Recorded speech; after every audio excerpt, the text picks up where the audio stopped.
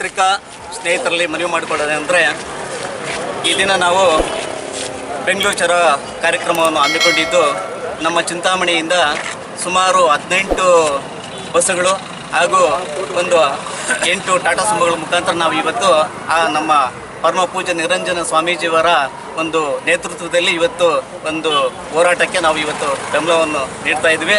ಆ ಒಂದು ನಮಗೆ ನ್ಯಾಯ ಸಿಗಬೇಕು. ಆ ನ್ಯಾಯಕ್ಕೋಸ್ಕರ ಇವತ್ತು ಭೋವಿ ಸಮಾಜಕ್ಕೆ ಅನ್ಯಾಯ ಆಗಿದೆ. ಇವಾಗ ಅಂಕಿಅಂಶದಲ್ಲಿ ABC Cಯಲ್ಲಿ ನಮಗೆ ಅನ್ಯಾಯ ಆಗಿದೆ.